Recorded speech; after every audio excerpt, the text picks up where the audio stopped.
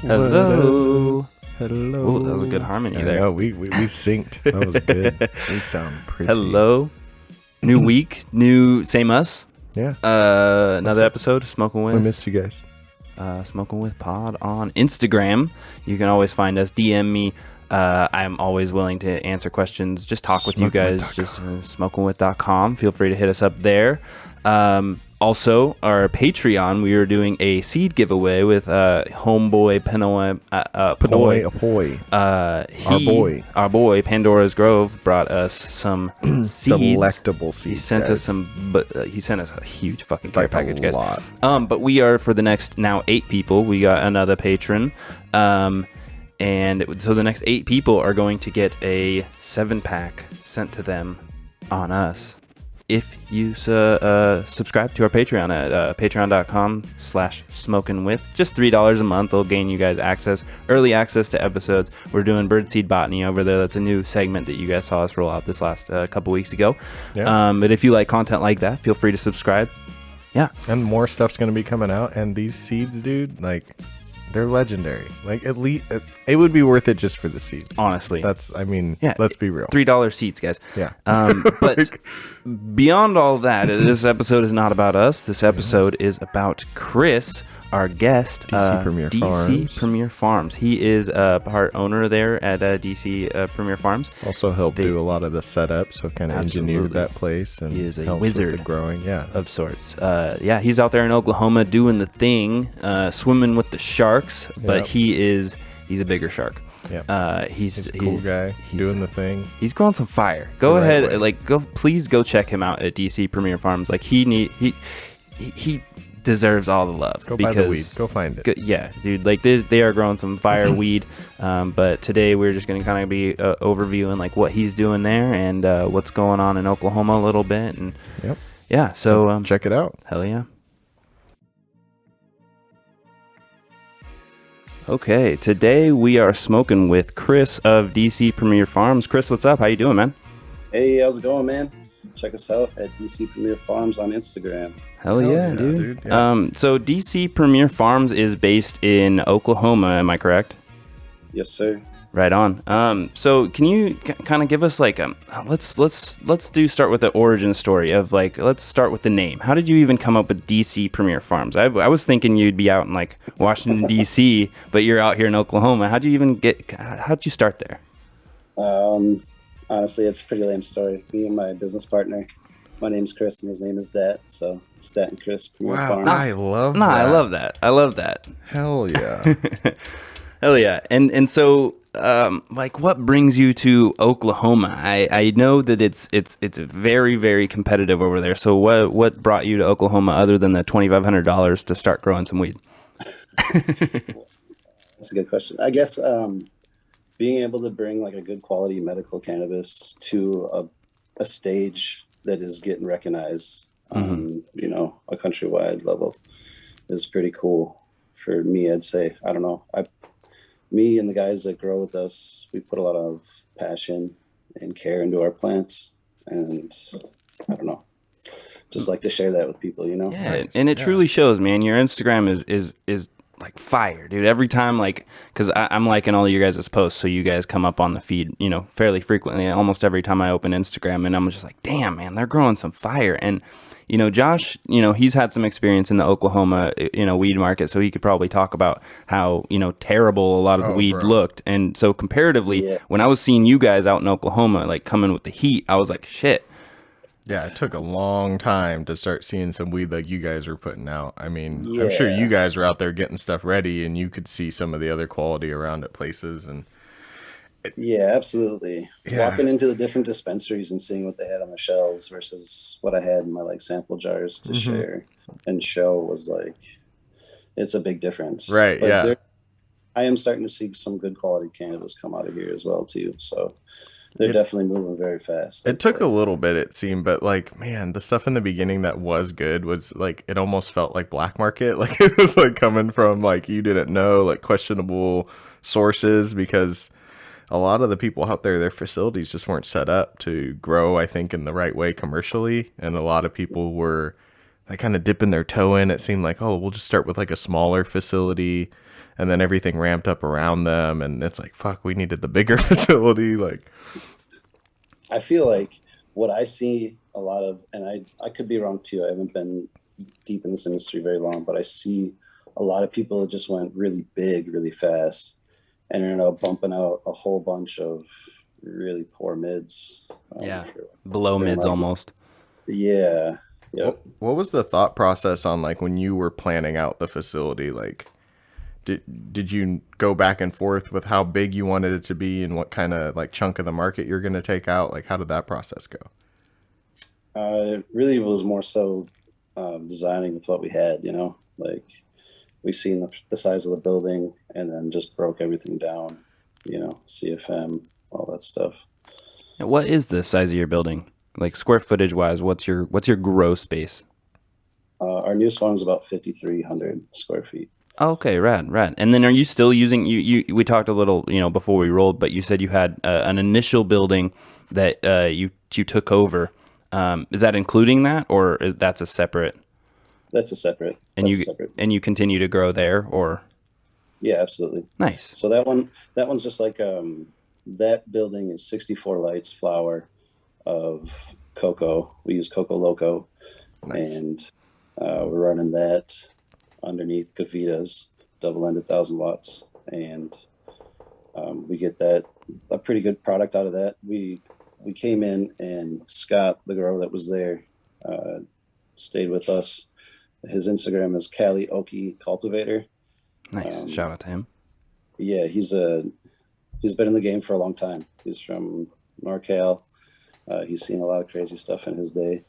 Nice. And it's a pleasure working with the guy. So yeah, talking about being in the game for a bit, man. We were talking again before we started rolling. You've been in the game for about 10 years growing yourself, right? Yeah. Yeah, definitely. Roll us through that again, man. So you started out in you said where was that? Minnesota? Yeah. So I guess my first serious attempt at growing indoor cannabis was in a little closet behind a fake wall in South St. Paul, Minnesota. Nice. And secret. It was very, very sketchy, but I learned a whole lot. I popped straight from seed, went through the whole process of hunting out. I think I did 25 seeds, and I came out with 3 keepers and lost those shortly after due to other learning curves. Yeah, no, that's how it goes, man. Was that your very first time growing at all, or? Before that, I had experience like outside, like planting seeds just outside, and doing it that way too. So yeah, chuck them in a field and see what happens, kind of thing. Yeah. Yep. Yeah. Go back and check on it every few weeks, see how it's going. Was this like somewhere like off and about and like somewhere completely opposite from where you're living? You'd actually like go out and it was like a guerrilla grow style thing. Yeah. Yeah. It got, well, not at first, but it ended up getting to that. Like, right. One of my family friends had a 400-acre farm, and they're like, "Hey, man, if we don't find it, whatever." So, well, you got 400 acres to play with, so nice. Yeah. We didn't go too crazy. We just threw I think we had 16 plants out there, and I don't think I really knew what we had at the time, but it was like some old school Afghan, like Sharif strains, and I mean they did really well out there. It was a really cool experience. Oh yeah. And that was kind of that was where I really got the passion for digging into the soil and just kind of learning how the plant expresses itself under the different conditions. Yeah, nice. yeah. Get the passion going. So you were in Minnesota for what, roughly 4 or 5 years, right? You said, and then you went up to Cali. No, Michigan. No, right? then I moved up to the Upper Peninsula of Michigan. Right, right. Okay. A good friend of mine gave me the opportunity to grow there in his basement, and we started off with 6 triple XL single 1,000-watt bulbs. Yep, that's how we started too. Yeah. We bought some shit off Craigslist in this very sketchy scenario, man, and but yeah, no, those little triple XLs, they put out a lot of fucking heat. Yeah, yes they do. Yeah, so we learned a lot about airflow and yeah, instantly, right? Yeah. Yep.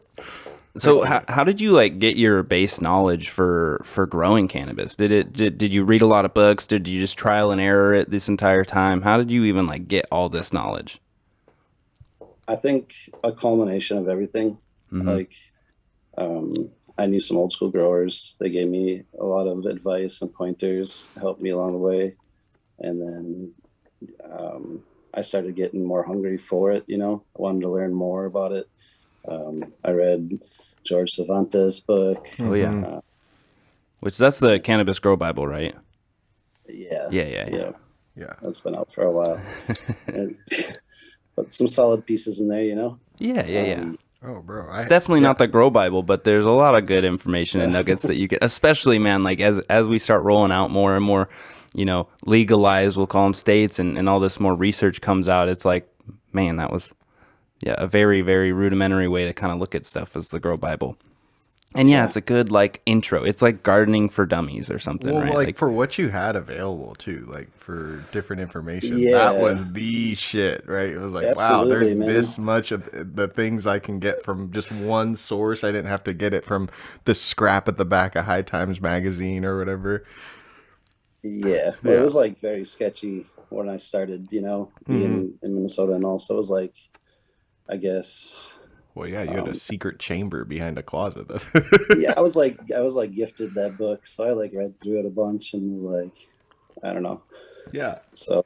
Oh yeah. But and then when you're in Michigan, like how did you source your genetics? Like when you were going and growing, is just some guy had some seeds, or did you bring some stuff from Minnesota with you, or?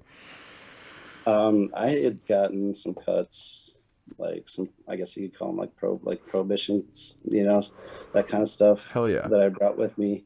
There was some seeds that we got when we got in there, so we ended up popping a bunch of those. That's cool. Which there's some pretty cool stuff in there too. Nice. And then that's when I guess started getting more onto like Instagram and looking at all that stuff. And then after that, I feel like I just a lot more opened up, like seeing different products and being able to go back and research it and see what, what's out there, what's good. Yeah. So, hell yeah. Well, where does this like passion for growing weed come from for you?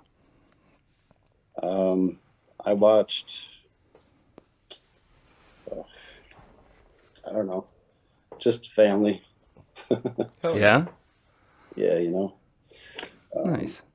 So you just like Keeping it you going. just grew it, and then all of a sudden you're just like, all right, fuck it, I'm gonna keep doing this. Yeah. Hell yeah.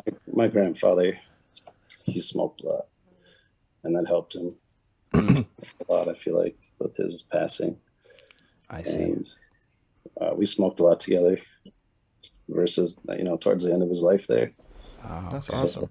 So close to your heart, dude. Like this is your grandpa, like in the plants, in your business, and everything that you're doing in this cannabis space is like that's your connection to him, and that's awesome.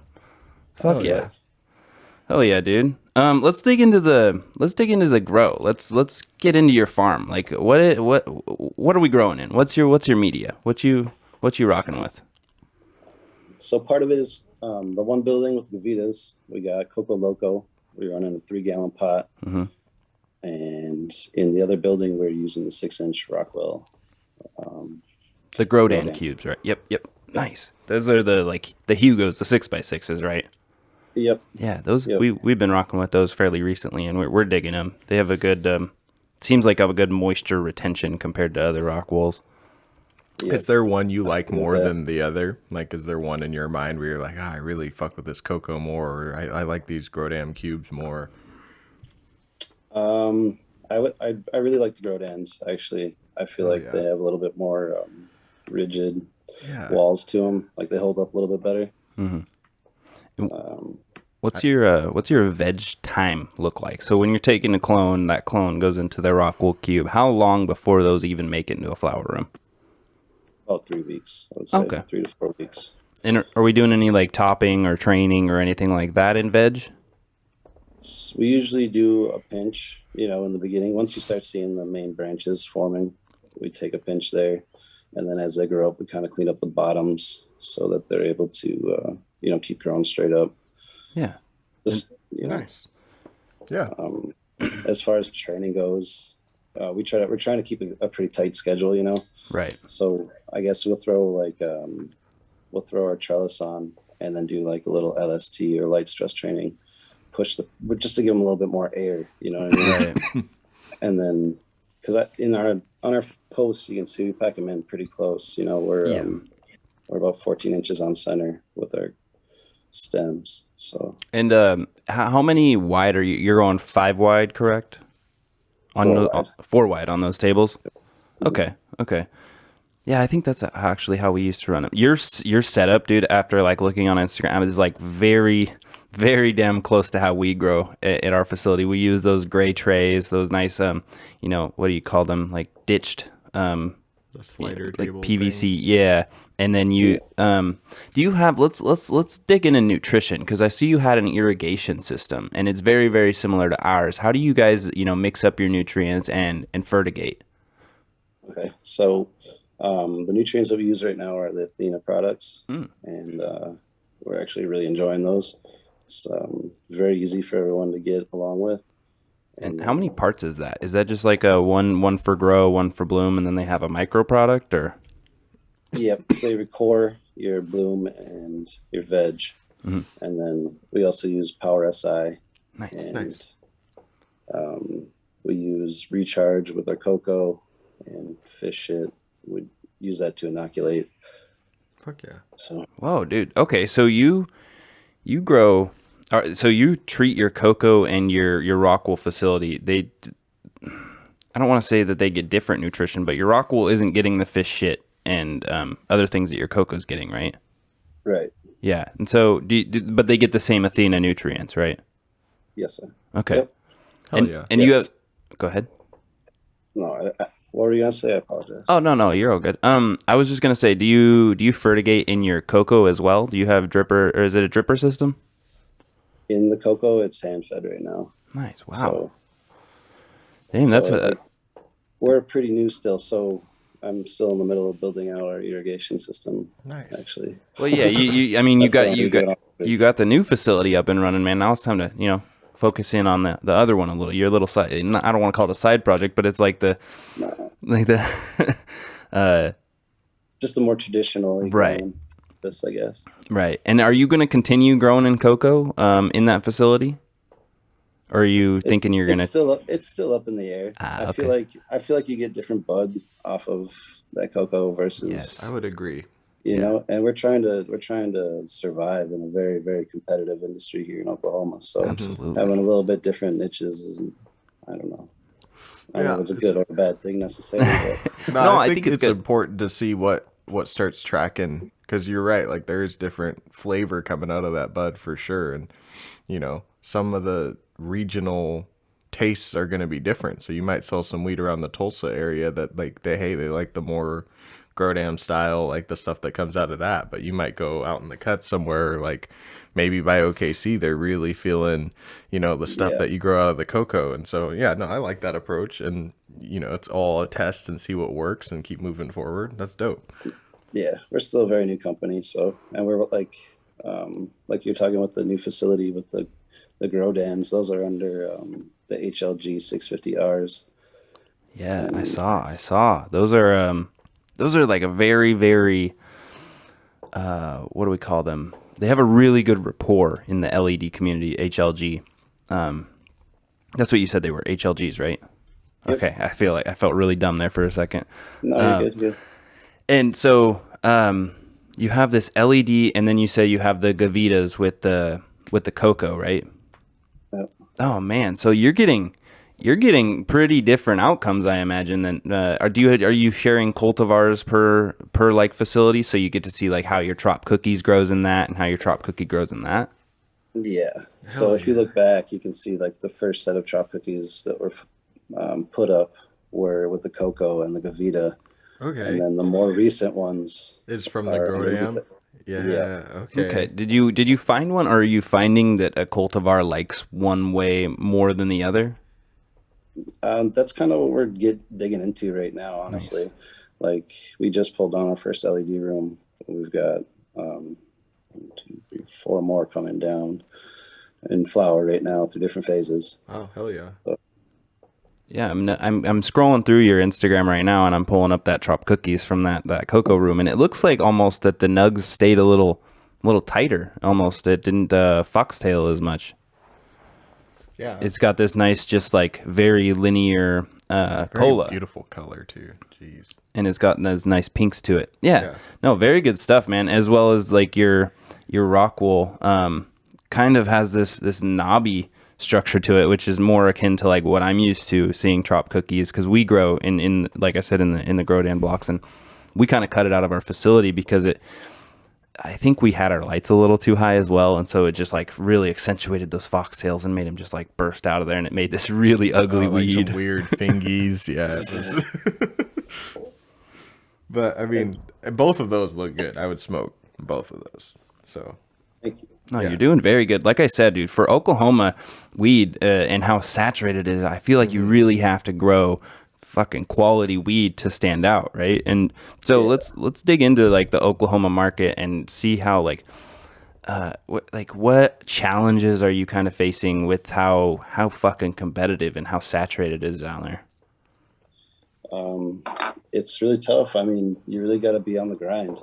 yeah. You know, having Jessica do our Instagram and reaching out to people on a regular basis to spread the word and to try and get into as many dispensaries as possible is really key. Yeah. How many dispensaries are you guys in right now? So we're in about a dozen different companies. Okay. Nice. And they it's got about multiple 20. locations. Yeah. Yep. And then we're also in the works with doing a collaboration with a few companies that have, 6+ stores at a time. So, Fuck yeah. and that's kind of what we're trying to just get it out there so that when you see, our logo on the shelf, you're like, hey, that's some good quality stuff every time. Like you can count on that kind of deal, Right. Yeah. Are you guys just selling bulk flower, or are you guys jarring it up yourselves and putting your logo on those? It's looking like jars. Yeah, dude. Yeah. So I don't know if Okay. Okay. Cool. And that's for Oh. that's for all your product. Like everything's getting it goes in the jars, then goes to them. Oh, so usually what we're finding when you go into a dispensary is that they are taking like a quarter pound of each flavor, half pound of each flavor, and they have their jar on their shelf that they like to do. Now, one of the dispensaries that we're working with, Natural Remedies, MMJ, out of Enid, they got a pretty cool store there, and we're about to have a little showcase where we got our own little jars. Yeah, those are sweet too. Yeah, so they're going to give us a little bit of show space there, so that's really cool.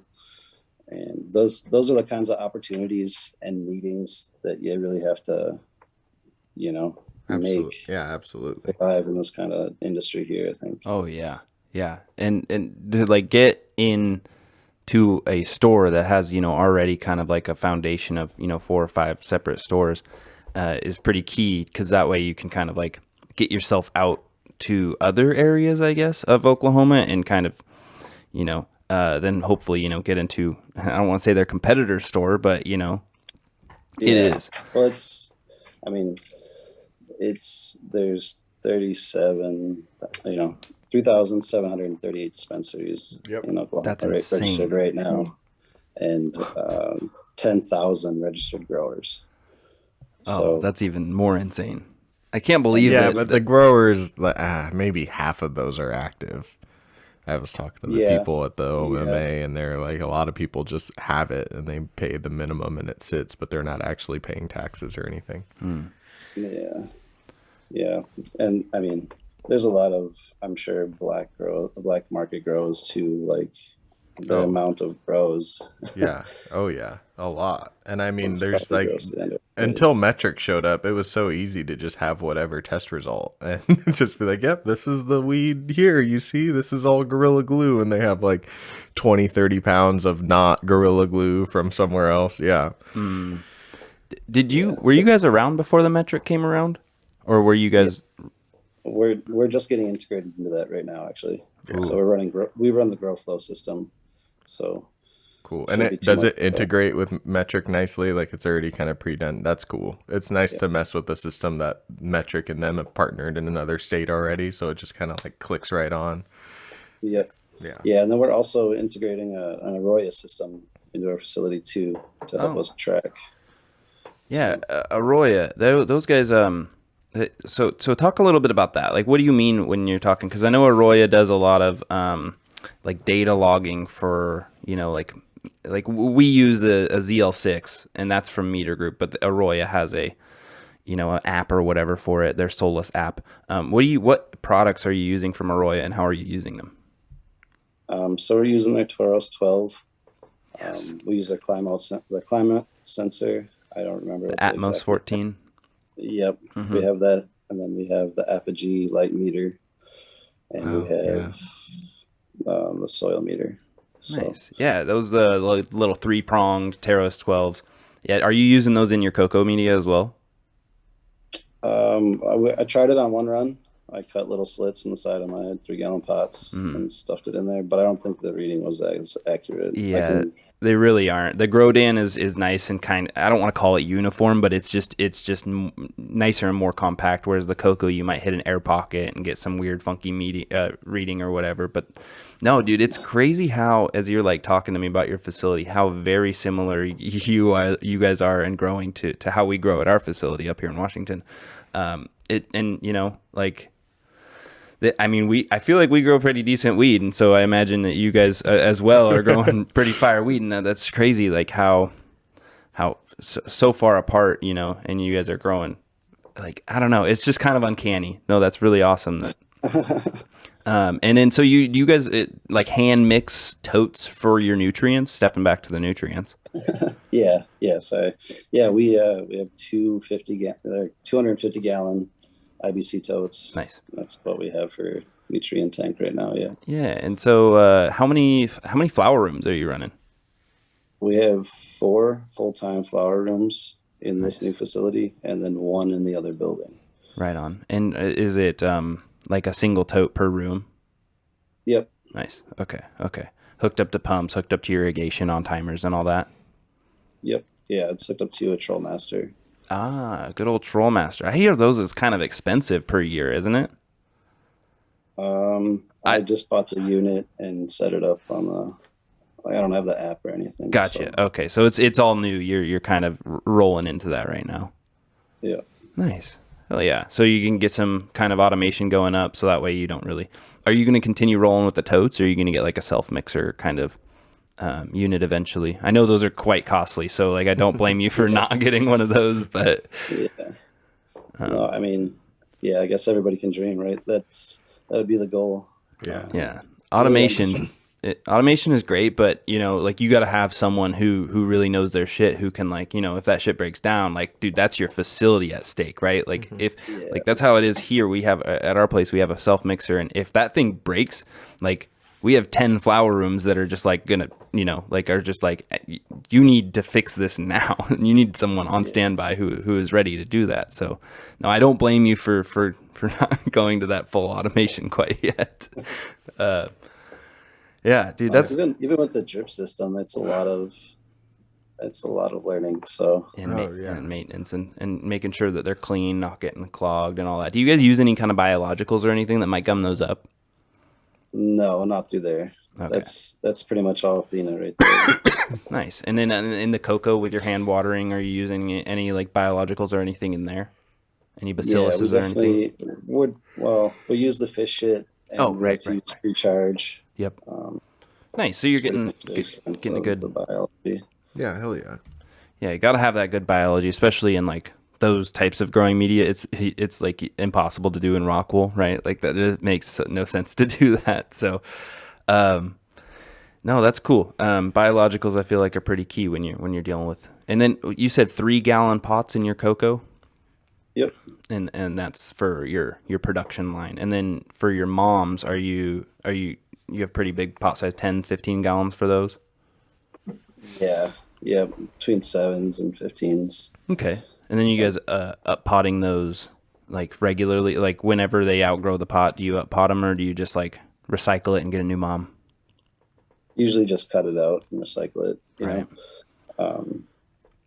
Even all of our moms, we have those in every stage too, so there's like clones of our moms, and just so that we can keep a kind of fresh mom coming. Yeah, because I mean, especially if your like media gets something funky in it or a bad pathogen or whatever from, and that could be from the source that you bought it from, and it just came with it, or bug or whatever, right? Like you want to make sure that you have another mom on deck, so that way, emergency basis, you gotta get that mom out of there.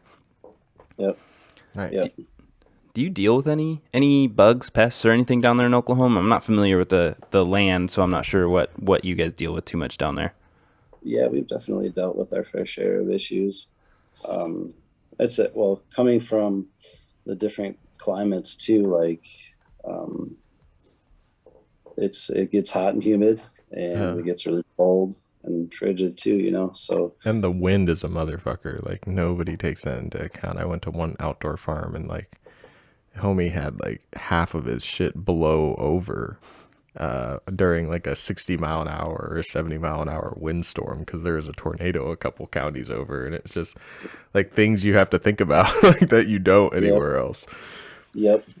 Yeah. No, weather is definitely a factor here. Yeah. So, like cross-pollination is crazy too, like stuff that you would only have to worry about maybe a facility or two over. Now it's like, well, shit, is there anything in the whole city that has, mail outside? Because that a lot of shit gets seedy and crazy. I was lucky enough to not have that issue yet. So Yeah, I mean, it sounds like you guys run a tight facility and it's indoors, so you kind of have the safety there. A lot of guys, like you're saying, went really big and they just did all outdoor, like hella acres outside, just grow it and we're gonna sell it or turn it into extracts or edibles or whatever. Yeah. I've seen some pretty bad weed come out of Oklahoma. It gets to you and it's all brown and, but I mean, it's like 30 cents to $1 per gram. And so you're like, oh, okay, well, yeah. In the beginning, like, fuck yeah. Yep. And go ahead. Oh, I was like the median income in Oklahoma too is like people coming to Oklahoma like expecting to blow out, 400,000 square feet and do exotic for top dollar. That's just like, that's a very like nobody can pay for it. All those people are fighting for like Tulsa and OKC, like hoping to get in there. Yeah. Yeah, no, that sounds like a big challenge. I commend you for taking that on and producing, really high quality weed. You mentioned exotics, and that's, I think, like a nickname you can throw out there for those people who, we all know what we're talking about when we say like people who want to grow them exotics. But no, like you're taking some, stuff that's been around a little while. Other than the blueberry muffins, I feel like that's relatively new. That's making a lot of it's circling the weed area talk, community. The blueberry muffins from Humboldt Seed Company, right? Yep. Yeah.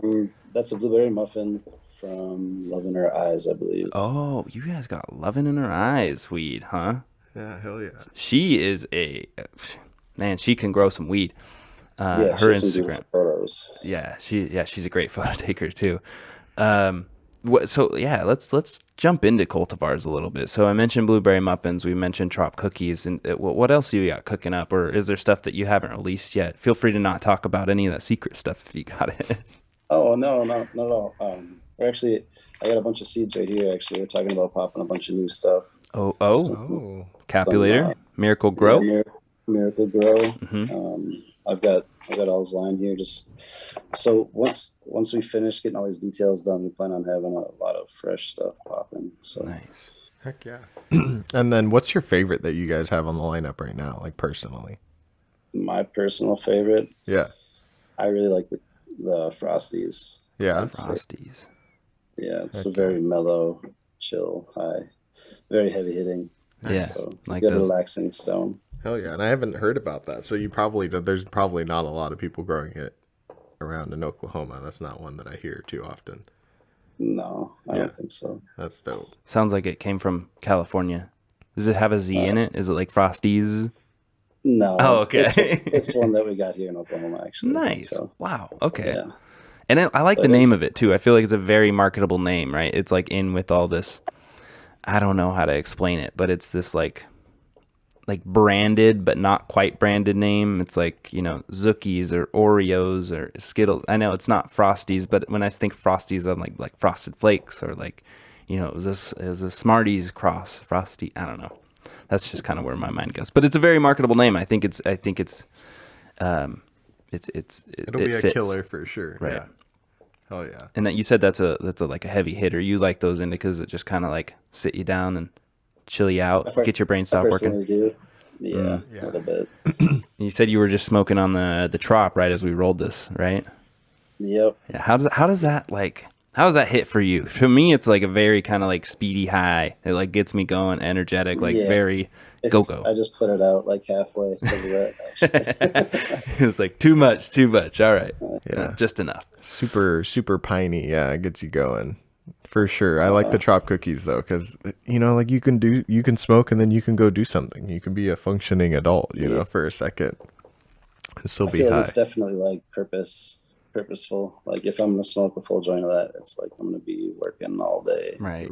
Working on something on the garden or like just in the zone kind of deal. Right. Yeah, and I that's why it has its place, and I think that's why a lot of those sativa hybrids are so popular. It's like you get to enjoy your high and be happy, but also be productive, be a good, worker, parent, whatever you're doing, teacher, go do the thing.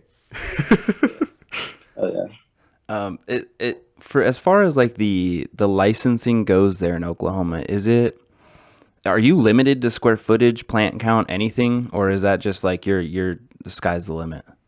Yeah, and that's another reason why it's so crazy. Damn. Yeah, and here in Washington, we have like the 3 tiers, and our licenses are locked, so they're not issuing anymore. And so, yeah, we're based on square footage. If you're a tier 1, you're basically wholesaling or extracting or something. You're just making sure that you can do some cannabis stuff. And then the tier 2s and 3s are more for like your production. But that's crazy. So you have, after you build this facility out, is there plans for the future to like continue and grow? If it starts doing well and you start picking up traction, are you gonna, make another facility and grow some more weed? Yeah, we have another building already actually. So oh, man. Is it on the same property? Yes. Yeah. This is all on the same property. So yeah, hell yeah. I was about to say, when you described the property to me and said it was like 5 buildings, I was like, it sounds like you could probably put more than 5 buildings on there, but like, so hell yeah. That's nice that you have the space to expand, and the licenses are pretty flexible, right? Like they just let you expand, right? It's not like you have to reapply for a new license. You just have to let them know that you're putting in a new building kind of thing. Yeah. As of right now, I feel like that's what it is. Yeah. Yeah, that's super nice. It's like super flexible. I think they let you go down in size too pretty easily too. So either way, like, yeah, I feel like there's differences too, like in the location of your facility. You know what I mean? Mm-hmm. So if you're in like close to Oklahoma City or residential, like they have different rules in their area, Yeah, whereas like if you're out in the county in the sticks, like they probably care a lot less. Exactly. Yeah. Yeah. We're pretty blessed to have our location, I'd say. Yeah, heck yeah. I think when I did the dispensary out in Perkins, it was like the one guy who was the building inspector was like also the fire marshal and also it's just like he came in and signed off on everything. Like hey, it's just a one-stop shop that makes it easy. Yeah, it was super easy. And he really didn't care. He walked through and was like, yep, you got the things you need, and signed off and walked out. It was very, yeah. Sweet. How does the like processing and stuff work down there? Do you guys have to like trim it all and make it as store ready as possible yourself, or is that all on the store? So there's different routes you can take, I'm sure. We have a group of trimmers that come in and help us with nice. All of that pretty regularly. So that's kind of cool to have. Rad. So you make it pretty for the store, so that way it's an easy, enjoyable experience for the store too, right? Like you got to stand out, man. You do all the little things that you can to make your shit look better than anyone else's. Yeah. So we send it in trimmed up, ready to go. Stickers, throw in our logo, and then like the strain on it and all that kind of stuff. Nice. Yeah. And so I saw too on your Instagram that we talked a little bit about training and topping or bending or anything in veg, I think is pretty much what we covered. But I noticed that like you guys do defoliation in flower, right? Is that true? Yeah. Like you strip them down pretty hard. I mean, just good airflow for that too. Also, light penetration is really good when you do things like that. We just started adopting a little bit of that ourselves.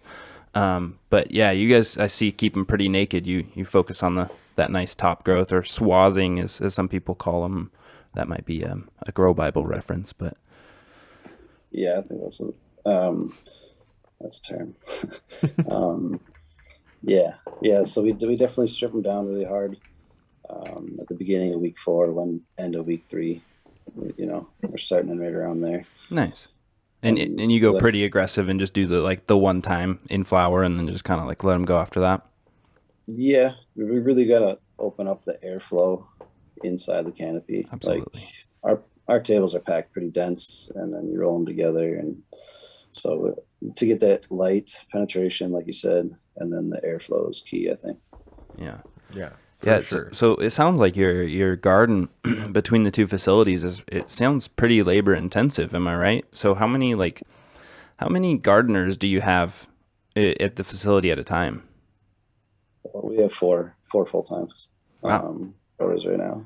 Nice. And so of course weed growing is a 24-hour operation. So do they like 2 people during the day and then you have a night shift, or do you kind of just like leave it at night and it there's timers for the pumps of water, or is it just that's the off hour?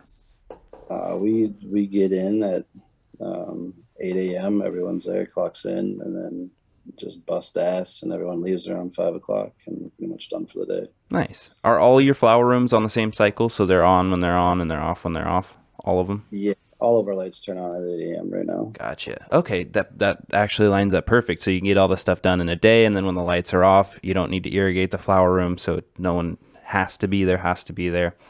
So that's good. I like that. It just makes it that much easier. Simple, yeah. No, as you guys get bigger, do you want to you'll keep things on that same cycle, or do you think you'll switch and have some off? And we're definitely working to have more automation, more consistency. We really want to be able to have someone buy our product in Tulsa and get that same, if they go to TLC in Norman and pick up some Frosties, we want it to be the same, as Luna Grow or anything like that up in Enid. Yeah, hell yeah. That's nice that you guys are down in Norman. I like Norman. But when you guys sell to dispensaries that don't buy your guys' pre-packed in the cool jars, are they selling it still at the same price, so they're not getting a price cut, not getting it in the jars? Yeah, like I said, most of our stuff will go. What I showed you with that jar would be more for showing the buying manager kind of deal. Okay. And then when they grab it, most places that I go into, they already have their set jars on the shelves, or a certain way they want their dispensary to look, and that's a big part of it too, is the kind of dispensary you want to be in. Yeah. Something reputable that looks nice and proper, Okay. Yeah, for sure. So when you guys are making the sales, is there somebody coming back out to those stores to check on how the weed's doing and making sure that they're not treating it bad? Because I know some dispensaries, man, you go and they're mashing the weed, or it's all just smushed in the jar. They're leaving the jar lid open way too long. It's getting all dry and nasty. Is there somebody going around and checking every once in a while in some stores? Hey, what's up? Why is this moving so slow? No, I guess not. Not really. We haven't got to that point yet. Okay, cool. It seems like everyone seems to be doing all right so far. That's good. Yeah, I'm glad that's not a problem yet. You formed the relationship with the right people, the right stores. It seems like you're pretty particular about what stores you're in, and you want to make sure that that's a relationship with each store. You're not one of those guys who's just gonna drop some weed off at a bunch of different stores and peace out, right? And yeah. I know there's a lot. We're trying to build relationships with different people and make a working community, right? Because. And those are the people who are representing your product to the customers, right? At the end of the day. So got to be people that you like and respect and kind of share the same values. So yeah, I like that. Well, also with Oklahoma the way it is, right? It's not going to stay saturated forever. It's just not sustainable. There's no way. There's going to be farms that fall off. There's going to be shops that fall off. So if you can form relationships with what you think is a good business partner, right? You know, and that's going to just form, hopefully, you know, if you know, take your standards, right, and you say what you're looking for in a shop, and then you go find that shop and they meet all your criteria, right? You believe that they're going to be successful. You're partnering with them because you want to be successful, right? And you want to be long standing. So yeah, it's good to go out and like truly, you know, vet, I guess, your dispensary, right? People just aren't buying. You got to look at what's on the shelves, all that good stuff. So it sounds like you're doing your due diligence, and you're gonna come out a pretty successful company down there in Oklahoma. Oh, thank you, man. I appreciate that. We work hard. So. Yeah, that's what I'm saying, dude. And it truly shows. Like, looking over at your Instagram, guys, go check it out. DCPremierFarms on Instagram. Like, they're slinging some heat, and you know, like, you know, Josh will say it all the time. Oklahoma is not known for the best weed right now, and so like, if we can get more farms like this down in Oklahoma, right. You know, like Oklahoma people, you know, stoners down there won't have to suffer for too much longer. Right. Well, like you touched on it earlier, it's those bigger farms that are growing mids that are saturating the market, that are like really fucking with that quality, right? So like you go in and finding something that's good, like DC Premier, it's, you know, they're fighting spaces for somebody who's got 10 times the facility growing like 10 times worse weed for, you know, a third of the price. Sometimes, you know, some of those guys are going down like below 1,000 for, you know, and it's just like, how are you doing that indoor? But they're just doing it like whatever. I know there's a lot of companies that are just eating their margins just to survive to the end, and they have these big investors and stuff, and so you have to compete with that. And I think the only way that you do is how you guys are doing it, by having that quality and, you know, going and having good relationship with the customers and the people you're selling to, because people are going to get tired of the mids and kind of tired of the weed that's like meh, and they're going to seek out the better quality medicine, especially they're in a medical market right now. Yeah, exactly. It is definitely a medical thing for me. So yeah, it's that slow. And it's important. Yeah.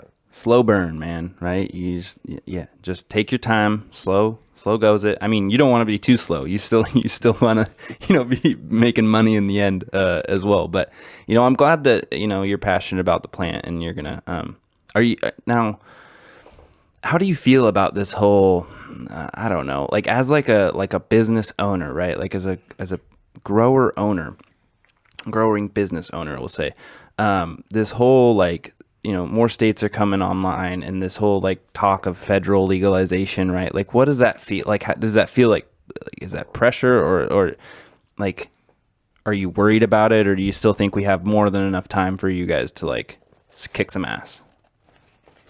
That's kind of an off the wall question, but no, that's okay. We're definitely going to keep grinding. I mean, I think if we can keep a consistent product, I think it'd be cool to be able to get that in my home state, you know? Hell yeah. Or anywhere else for that matter. Yeah. Right. So if it did come online, say whatever, and you could, you know, do interstate stuff, that's something you'd really be into doing.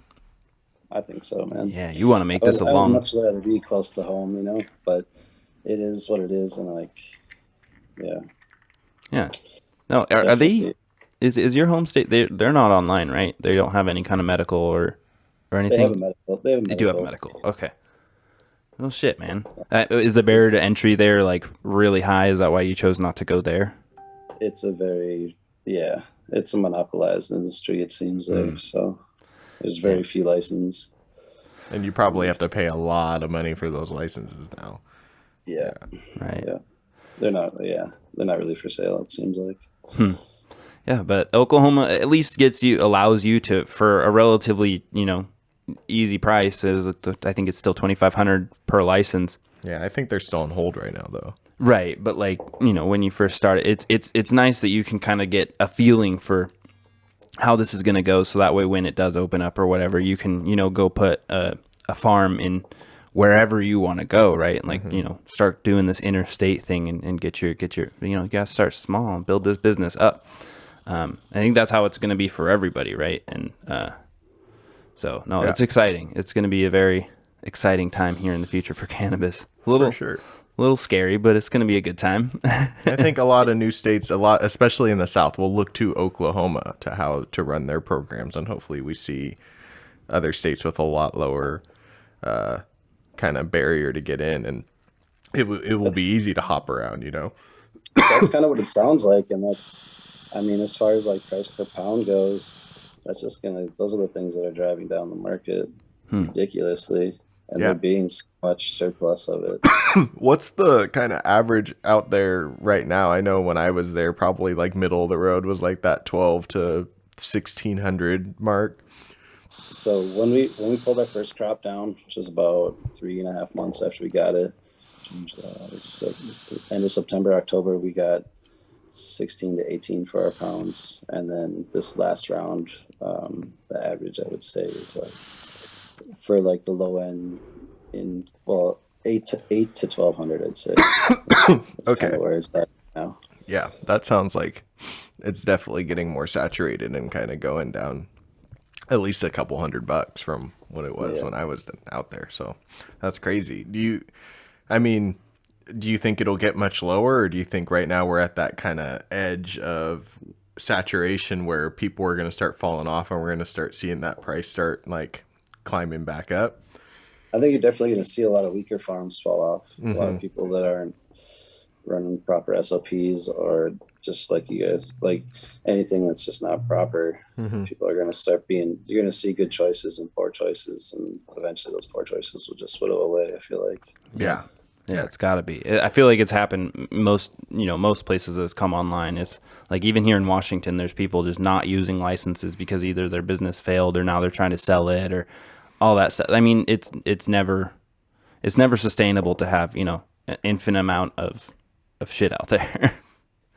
Yeah. So, well, dude, Chris, as we wrap up here, dude, like, appreciate you for your time. First and foremost, I know, it's a hectic market down there, and a piece of your time is super valuable. So we thank you so much for coming on and kind of rapping about your place and the Oklahoma scene as it is right here today in late February. Oh yeah, you make me excited to go back out there and try some of your weed, man. Hell yeah. Yeah, dude.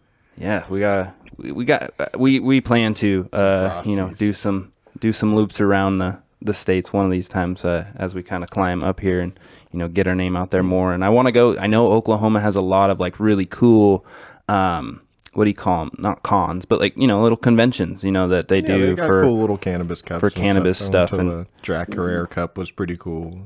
Yeah. Yeah. So we gotta get out to those and go meet some people and maybe say hi to you in person. Yeah, dude. Fuck yeah. We'll get you some jars of some good stuff. Hell yeah. Absolutely. All right. DC Premier Farms on Instagram. Please go check these guys out. Give them, they need so much more attention than they're getting right now, dude. Like their shit is fire. Like I can't believe, in this year that you guys have been operating that like this is your quality. Like this is miles up above many people for their first year at growing. And I know it's not your first year at growing, but like I'm saying, DC Premier Farms is the company. Yeah. Go find them. Are you on Weed Maps? I know that's a big thing out there is Weed Maps. But go find DC Premier Farms at the closest dispensary. Go buy it. Yeah, and all you dispensaries out there in Oklahoma, if you're listening. Yeah, buy it. Hit the homie up. Be like, yo, how do I get the plug on DC Premier Farms? So get you a couple pounds. All right, Chris. Thank you so much for joining us. You stick around for a second and we'll do a little wrap up. And but to all you listeners out there, thank you for listening. Appreciate you guys. You have a wonderful rest of your week. Love ya. Bye.